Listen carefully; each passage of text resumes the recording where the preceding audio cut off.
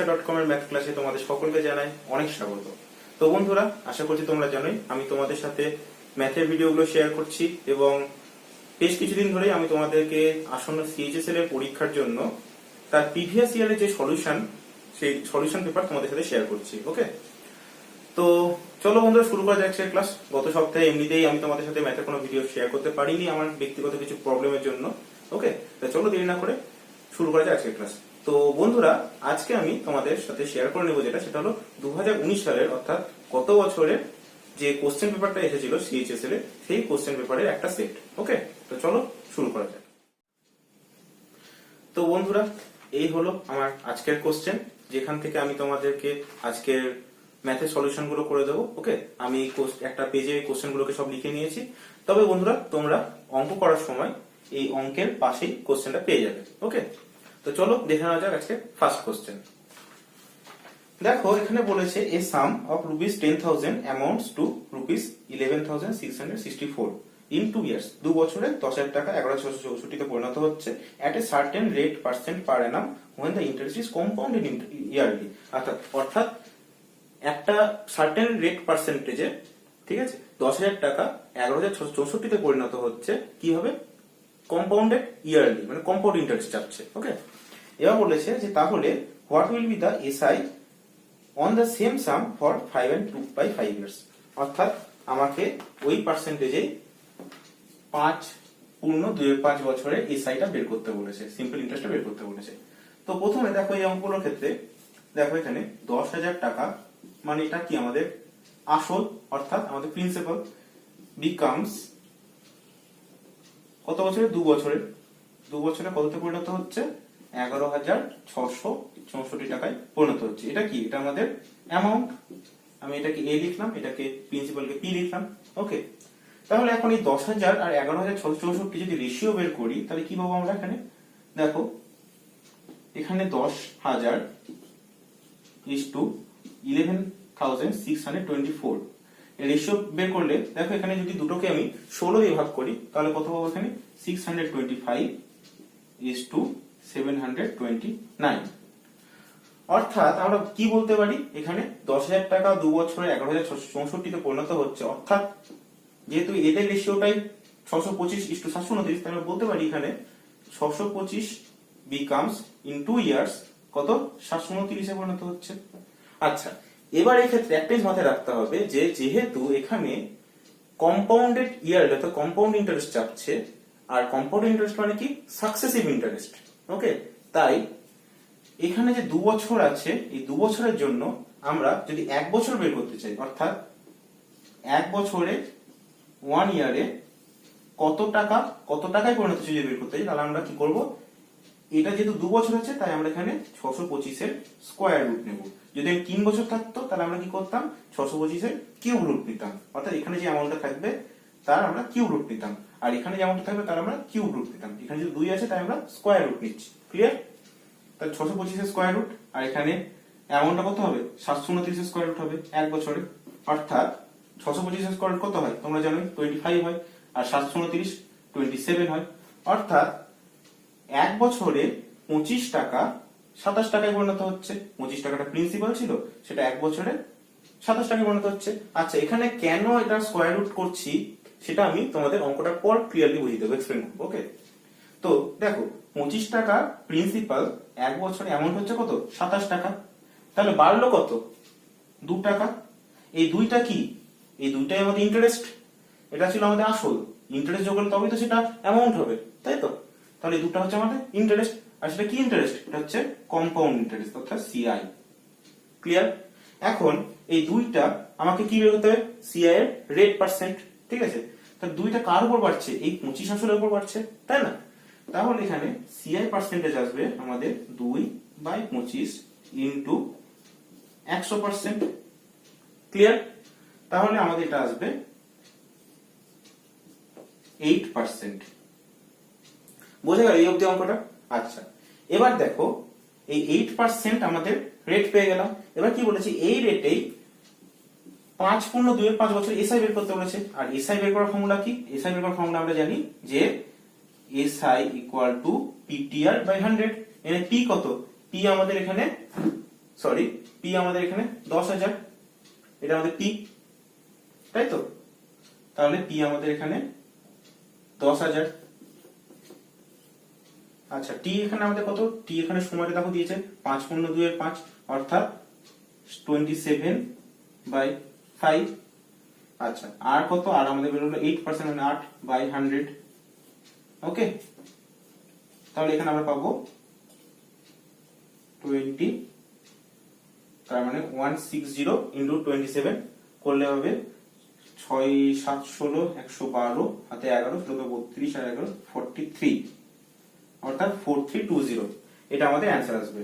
দেখো কত ছোট এবং কত সহজে হয়ে গেল অঙ্কটা, তাই না? তাহলে আমাদের এখানে অপশন 1 কারেক্ট হলো।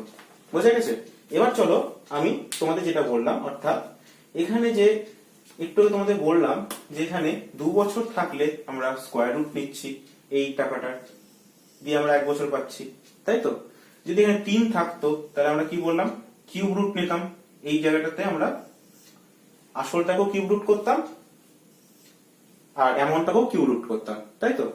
এবার চলো দেখে নিই যেটা কেন বললাম। ওকে, এটা লজিকটা।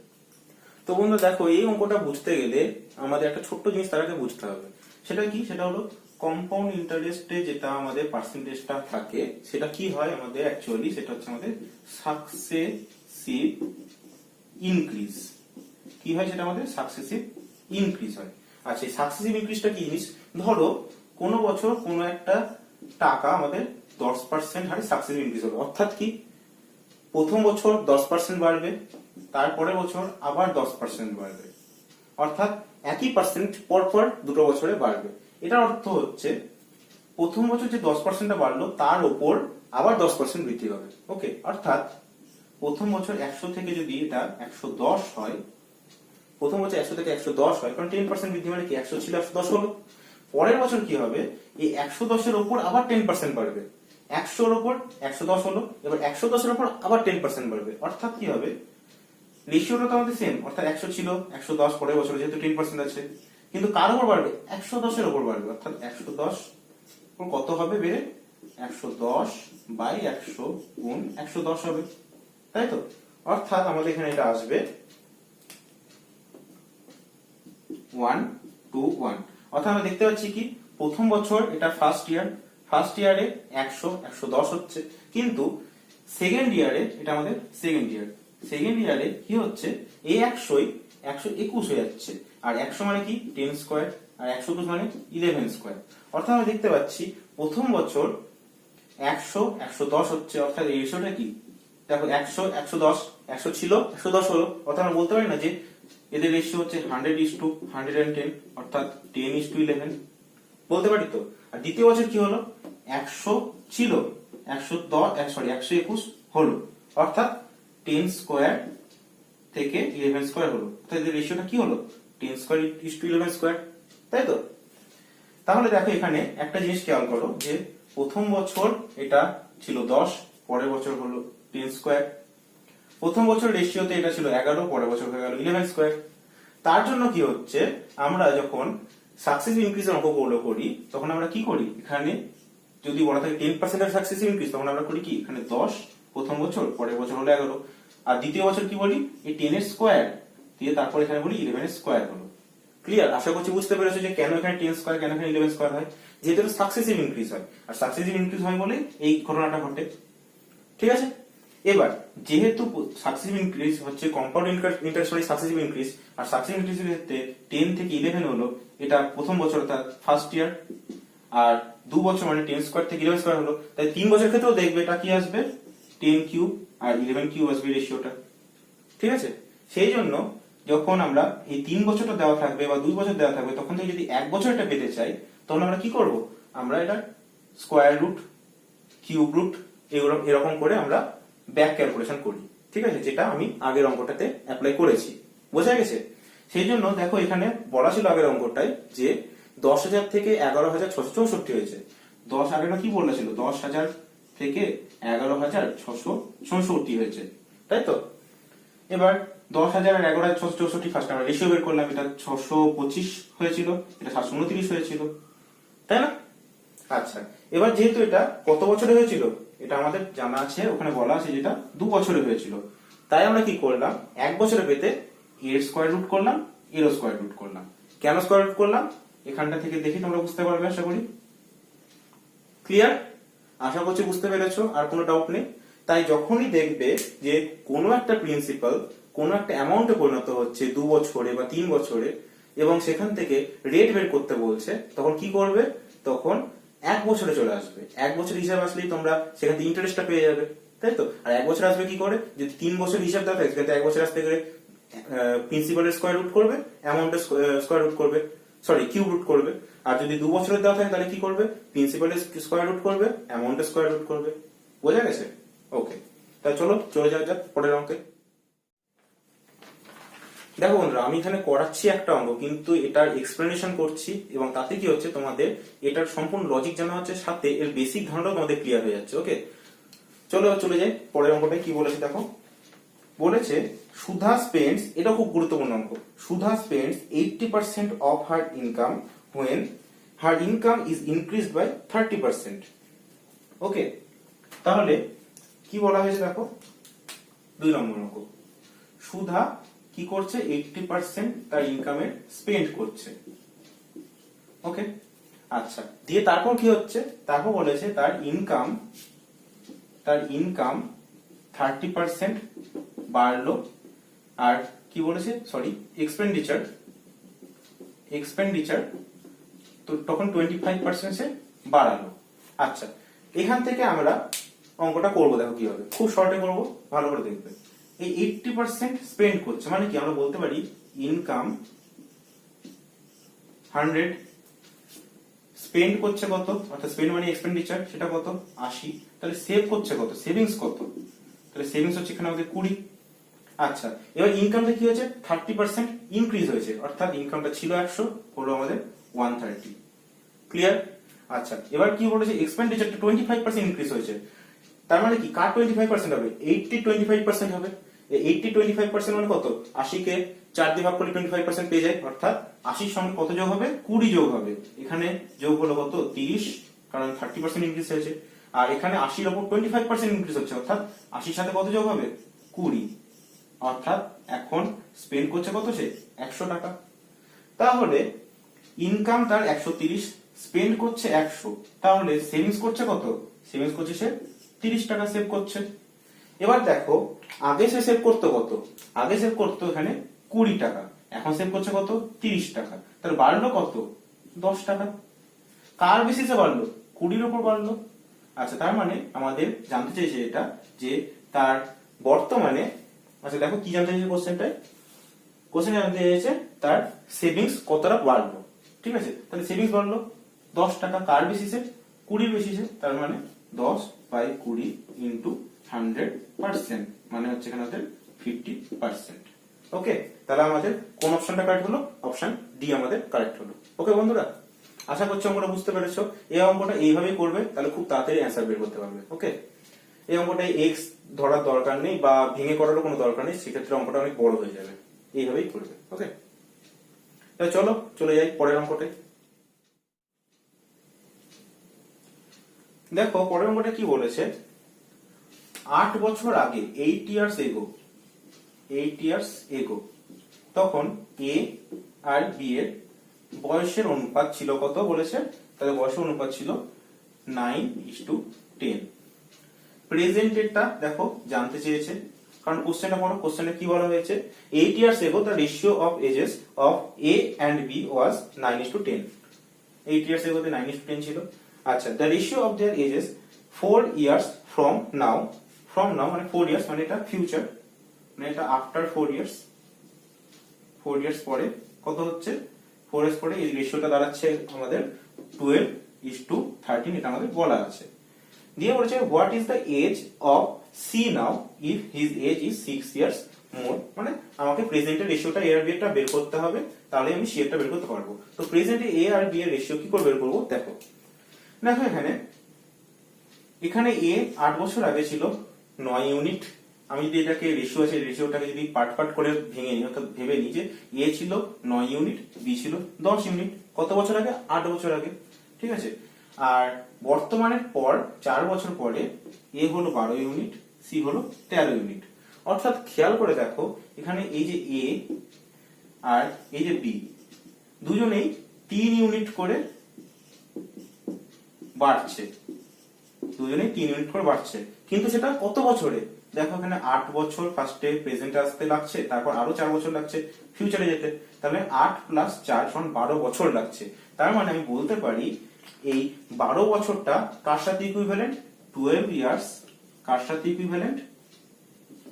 3 ইউনিটের সাথে ইকুইভ্যালেন্ট, কারণ 12 বছরে এই 3 ইউনিট পাচ্ছে প্রত্যেকের, তাই তো? তাহলে 12 ইয়ার্স 3 ইউনিটের সাথে ইকুইভ্যালেন্ট হলো। ওকে, তার মানে এবার আমাকে যেহেতু প্রেজেন্ট জানতে চেয়েছে, প্রেজেন্টে এর বয়স কত জানতে চেয়েছে, তাই আমাকে প্রেজেন্ট রেশিওটা বের করতে হবে। এবার প্রেজেন্টে ফিরবো কি করে? প্রেজেন্টে ফিরবো হচ্ছে হয় আমাকে এই প্রিভিয়াসের সঙ্গে 8 বছর যুক্ত করতে হবে, আর না হলে ফিউচার থেকে 4 বছর বিয়োগ করতে হবে। আচ্ছা, তার মানে আমার এই দুটোর মধ্যে কোনো একটা ইউনিটকে বছর প্রকাশ করতে হবে। এখানে এ ছিল আমার 9 ইউনিট, আর 3 ইউনিট মানে পেলাম 12 বছর, তাহলে 9 ইউনিট মানে কত পাবো? 9 ইউনিট মানে পাবো এখানে 3 4 12 4 9 36 বছর, ঠিক আছে? তাই 9 ইউনিট মানে পেলাম 36 বছর। আচ্ছা, এবার প্রেজেন্টে আসতে হবে, মানে এর প্রেজেন্ট কত পাবো? এর প্রেজেন্ট বয়স পাবো আমি 36 মাইনাস 8 অর্থাৎ কত? সরি বন্ধুরা, এখানে একটু ভুল হয়েছে, এখানে এর প্রেজেন্ট বয়স 36 প্লাস 8 মানে এটা হবে 44 ইয়ার। ক্লিয়ার? এর বর্তমান বয়স কত হবে? সি এর বর্তমান বয়স হবে 44 প্লাস 6 সমান 50 ইয়ার্স, কারণ সি বলেছে এর থেকে 6 বছরের বড় বর্তমানে, ঠিক আছে? তাহলে সি এর বর্তমান বয়স হবে 44 প্লাস 6 সমান 50 ইয়ার্স। আশা করছি বুঝতে পেরেছো, অঙ্কটা খুব সহজ অঙ্ক ছিল, আমি তাও তোমাদের আরেকবার রিপিট করে দিচ্ছি। দেখো এখানে এ আর বি এর বয়স অনুপাত দিয়েছে 8 বছর আগে 9:10, ঠিক আছে? তাহলে আমি ধরে নিলাম এর 8 বছর আগে বয়স ছিল 9 ইউনিট, বি এর বয়স ছিল 10 ইউনিট। আচ্ছা, আবার তাদের 4 বছর পরে, ভবিষ্যতে 4 বছর পরে বলেছে যে এর আর বি এর বয়স অনুপাত 12:13 হবে, অর্থাৎ এ হবে 12 ইউনিট, সি হবে 13 ইউনিট, ঠিক আছে? এবার দেখো যে আগে ছিল 8 বছর আগে এর বয়স ছিল 9 ইউনিট, আর 4 বছর পরে অর্থাৎ বর্তমানের পর 4 বছর সেটাতে হলো 12 ইউনিট। তার মানে এখানে যে ইয়ার গ্যাপটা সেটা কত? এই 8 বছর কমপ্লিট করে প্রেজেন্টে আসবে, তারপর আবার 4 বছর, মানে 8 যোগ 4 12 বছর। 12 বছরে 3 ইউনিট ইকুইভ্যালেন্ট হচ্ছে, তাই 12 বছর ইকুইভ্যালেন্ট কার সঙ্গে? 3 ইউনিটের সাথে। আচ্ছা, এখান থেকে আমি এর বা এখানে আমি 12 বছর 12 ইউনিটটা বের করলে পারতাম, 9 ইউনিট ধরে আমি কাজ করেছি, 12 ইউনিট ধরে কাজ করলাম, একই আসতো। ওকে, সেটা বড় ব্যাপার নয়। আমাকে এর প্রেজেন্ট বছরটা বের করতে হবে। এর প্রেজেন্ট বছরটা কি করে বের করব? আমাকে আগে জানতে হবে এর 8 বছর আগে কত, বা এর 4 বছর পরে কত, তাই তো? আমি এখানে 8 বছর আগেটা ধরে নিয়েছি যে 8 বছর আগে ছিল 9 ইউনিট, 3 ইউনিট মানে 12 বছর, তাহলে 9 ইউনিট মানে 36 বছর, কারণ এখানে 3 ইউনিট মানে 12 বছর, তার মানে 1 ইউনিট মানে 4 বছর, তাই 9 ইউনিট মানে 36 বছর আসছে। আচ্ছা, তাহলে আমি পেলাম কি 8 বছর আগের বয়স ছিল 36 বছর। এবার প্রেজেন্ট আসতে গেলে কি করতে হবে? 36 এর সাথে 8 যোগ করতে হবে, অর্থাৎ এর বর্তমান বয়স হবে 36 প্লাস 8 44 বছর। আর সি বলেছে কি বর্তমানে এর থেকে 6 বছরের বড়, তাই তো? তাহলে সি এর বর্তমান বয়স হবে 44 প্লাস 6 50 বছর। খুব সহজ অঙ্ক ছিল। চলো এবার চলে যাওয়া যাক পরের অঙ্কে। আশা করছি বন্ধুরা তোমরা আমার ক্লাসটা বুঝতে পারছো, এবং যদি তোমরা স্কিপ না করে ভিডিওটা সম্পূর্ণটা দেখো, তোমাদের বেসিক কনসেপ্ট অনেকটাই ক্লিয়ার হয়ে যাবে। তাও যদি তোমাদের কোনো চ্যাপ্টারের অঙ্কগুলোতে সমস্যা হয়, তোমরা অবশ্যই আমাকে কমেন্ট বক্সে জানিও, আমি তাহলে সেই চ্যাপ্টার বেসিসে আলাদা করে ভিডিও তোমাদের সঙ্গে শেয়ার করবো। ওকে, তো চলো পরের অঙ্কটা দেখে নিই। দেখো পরের অঙ্কটা কি বলেছে? পরের অঙ্কটা বলেছে an article is marked at a price which is 1.2 times its cost price, মানে একটা আর্টিকেলের মার্ক প্রাইস সেটা কস্ট প্রাইসের 1.2 টাইমস। ওকে, আচ্ছা, এবার বলেছে after allowing a certain discount. কত ডিসকাউন্ট সেটা আমাদের বলেনি, একটা সার্টেন ডিসকাউন্ট, একটা নির্দিষ্ট পরিমাণ ডিসকাউন্ট। সরি, এখানে জিরো তোমরা ভেবো না, এটাকে আবার আমি চলো এখানে বোঝার সুবিধার জন্য আর লিখছি। 8% ধরো ডিসকাউন্ট দিয়েছে কিসের উপর? মার্ক প্রাইসের উপর। আচ্ছা, মার্ক প্রাইসের উপর 8% ডিসকাউন্ট দিয়েছে, তাতে তাদের সেলিং প্রাইস যেটা হয়েছে তাতে যে লাভ হয়েছে যদি ডিসকাউন্টটা না দিত, ঠিক আছে, তাহলে তার 10% বেশি লাভ হতো। অর্থাৎ ডিসকাউন্ট দেওয়াতে এখানে বলেছে 10% রিডিউস হয়েছে, প্রফিট রিডিউসেস টু 10%। ওকে, অর্থাৎ 10% প্রফিটটা রিডিউস হয়েছে, কমে গেছে। তাহলে জিনিসটা অর্থটা এটাই বলতে চাইছে যে যদি সে জিনিসটাই ডিসকাউন্ট না দিত, অর্থাৎ মার্ক প্রাইসে যদি বিক্রি করতো, তখন কি হতো, মার্ক প্রাইসটাই সেলিং প্রাইস হতো, এমপি ইকুয়াল টু এসপি হতো, তাই তো? এবার তখন যে পরিমাণ প্রফিটটা হতো, অর্থাৎ প্রফিট আমরা কি জানি, এসপি মাইনাস সিপি করলে প্রফিট আসে, তো তখন যে পরিমাণ প্রফিটটা হতো ডিসকাউন্ট দেওয়াতে তার থেকে 10% কম প্রফিট হচ্ছে। তাহলে চলো আমরা এখানে লেট কস্ট প্রাইস ধরলাম জিনিসটার 100। ক্লিয়ার? এবার বলেছে যে মার্ক প্রাইস কস্ট প্রাইসের 1.2 টাইমস, তাহলে মার্ক প্রাইসটা কত আসবে আমাদের 100 ইন্টু 1.2 মানে 120 আমাদের মার্ক প্রাইস আসবে। আচ্ছা, এবার যদি মার্ক প্রাইসে বিক্রি করতো, অর্থাৎ মার্ক প্রাইস যদি সেলিং প্রাইস হতো, তাহলে দেখো তখন প্রফিট কত আসতো, তখন প্রফিট আসতো 120 মাইনাস 100 সমান 20, অর্থাৎ তখন প্রফিট আসতো কত 20, অর্থাৎ প্রফিট পার্সেন্ট কত আসতো আমাদের 20% প্রফিট পার্সেন্ট হতো, তাই তো? বেশ, এবার বলেছে যদি ডিসকাউন্টটা দেয়, মার্ক প্রাইসের উপর যদি ডিসকাউন্টটা দেয়, মার্ক প্রাইস কত আমাদের, মার্ক প্রাইস পেয়েছি 120, তার মানে 120 ওপর ডিসকাউন্ট যদি দেয় তাহলে সে 10% কম প্রফিট করে, অর্থাৎ যদি এই 120 উপর ডিসকাউন্ট দিত তখন তার প্রফিট পার্সেন্ট কত হতো, তখন তার প্রফিট পার্সেন্ট হতো, এটা হচ্ছে ডিসকাউন্টের পর, ডিসকাউন্টের পর তখন প্রফিট পার্সেন্ট হতো কত 20% মাইনাস 10%, অর্থাৎ 10% তখন প্রফিট পার্সেন্ট হতো, তাই তো? অর্থাৎ তখন মার্ক প্রাইসটা থেকে মার্ক প্রাইসে তখন সে বিক্রি করছে না, তখন তার অর্থাৎ সেলিং প্রাইস কত আসতো, তখন তার সেলিং প্রাইস আসতো 110, তখন তার সেলিং প্রাইস কত হতো 110, তখন তার সেলিং প্রাইস হতো, তাই তো? তাহলে দেখো জিনিসটা কি দাঁড়াচ্ছে, 120 টাকা সে মার্ক প্রাইস আছে, ডিসকাউন্ট দিয়ে সে জিনিসটা বিক্রি করছে কত 110 টাকায়, অর্থাৎ 120 এর উপর 10 টাকা ছাড়ছে, তাই না? তাহলে তার ডিসকাউন্ট পার্সেন্টেজ এখান থেকে বের করে নিতে পারবো, 120 এর উপর 10 টাকা ছাড়ছে, তার ডিসকাউন্ট পার্সেন্টেজ কত আসবে, ডিসকাউন্ট পার্সেন্ট আসবে আমাদের 10, কার উপর ছাড়ছে 120 এর উপর ছাড়ছে, 10 বাই 120 ইন্টু 100% সমান কত আসবে, সমান আসবে এখানে আমাদের 100 বাই 12%, 100 বাই 12% মানে আমরা কত জানি, আমরা জানি 8.13%। ওকে, তাহলে দেখলাম অঙ্কটা কত ছোট করে করা হয়ে গেল। ওকে বন্ধুরা, আশা করছি বুঝতে পেরেছো, কিছুই নেই, মার্ক প্রাইস বলে দিয়েছে কস্ট প্রাইসের 1.2 টাইমস, ঠিক আছে? এবার যেহেতু বলেছে যে মার্ক প্রাইসে বিক্রি করলে তার যে পরিমাণ লাভ হতো, যদি মার্ক প্রাইসের উপর ডিসকাউন্ট দিত তাহলে তার লাভটা 10% কম হতো, তাই আমি এখানে ধরে নিলাম কস্ট প্রাইস হচ্ছে 100। ক্লিয়ার? এবার যদি মার্ক প্রাইস যেহেতু কস্ট প্রাইসের 1.2, তাহলে এখানে মার্ক প্রাইস আসছে আমার 120।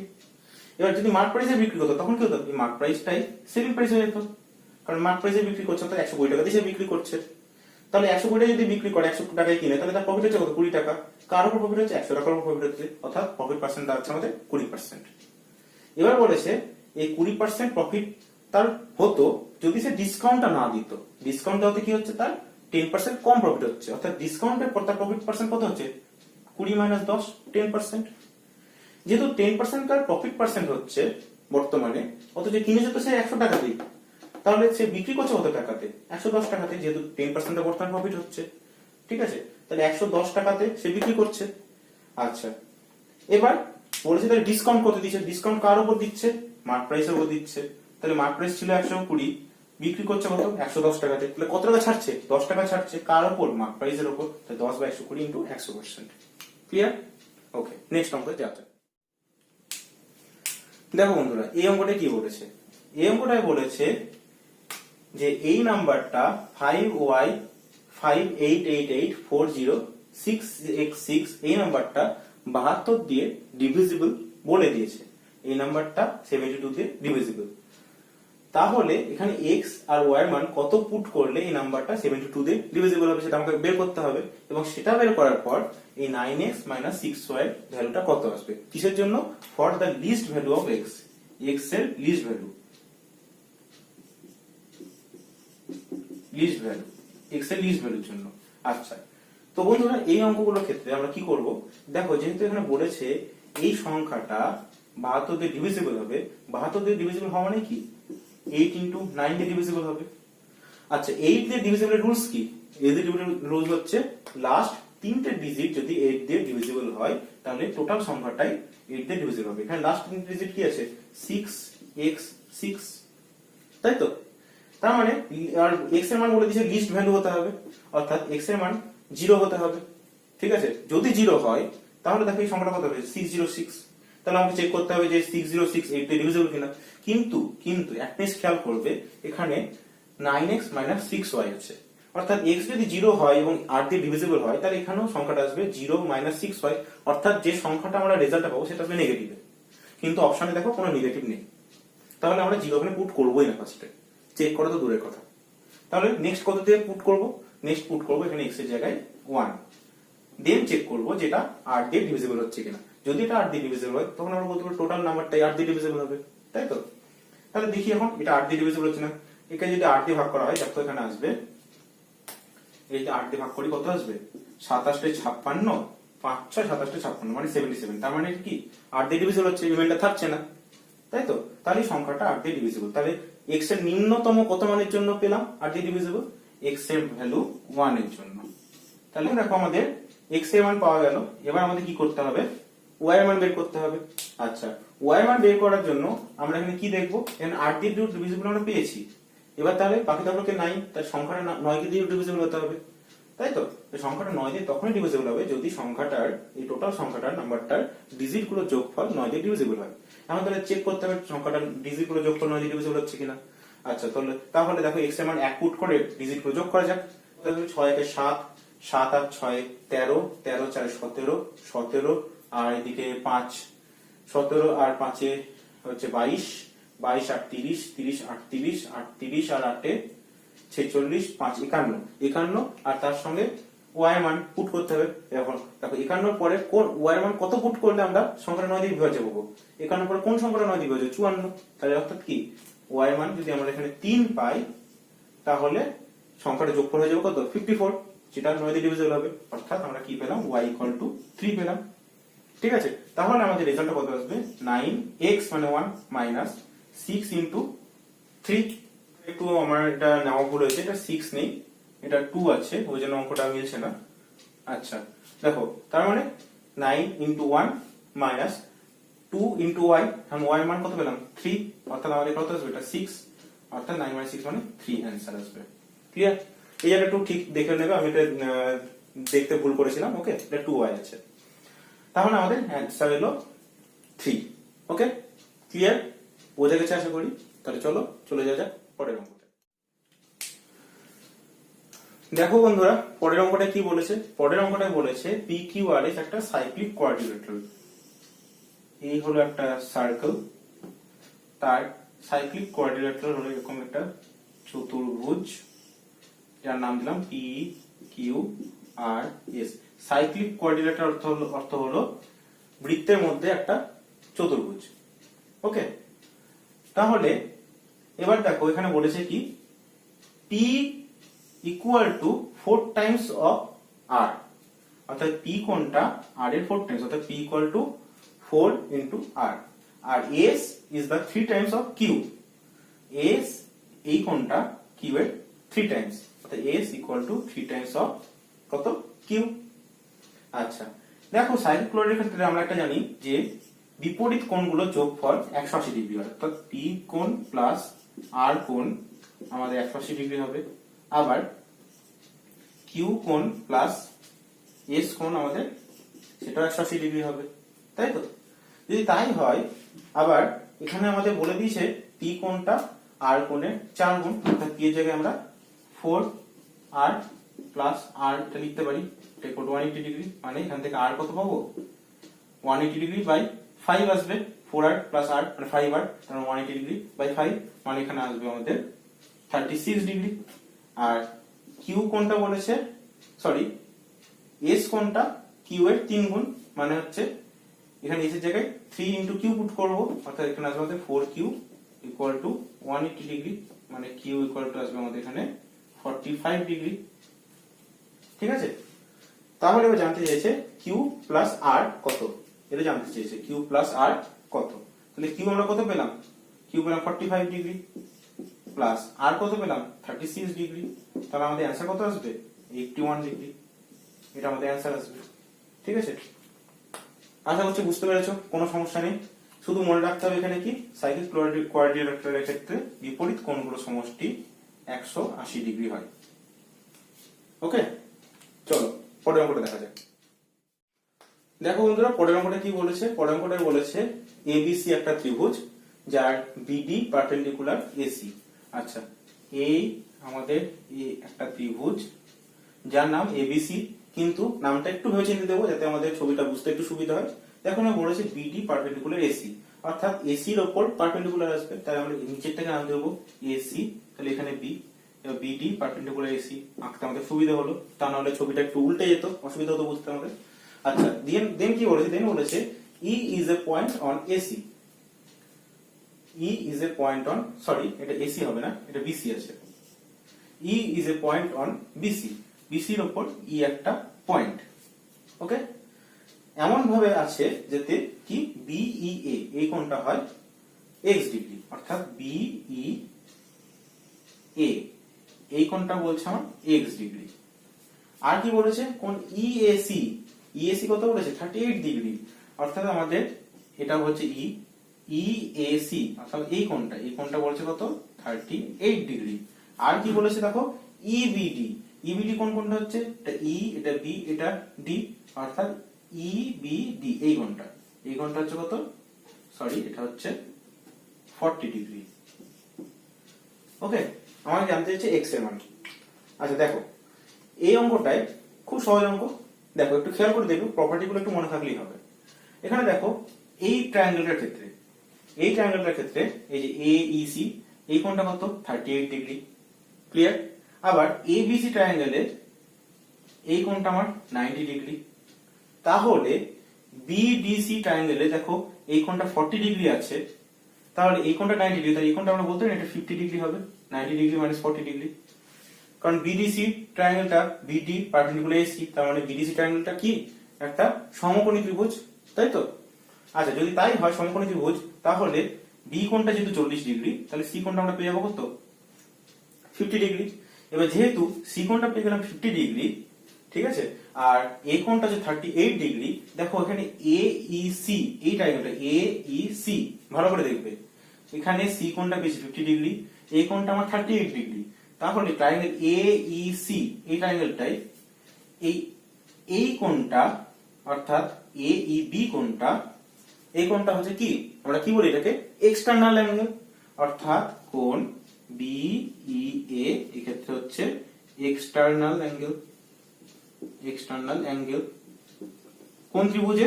ত্রিভুজ এ ই সি, এই ত্রিভুজটার ক্ষেত্রে।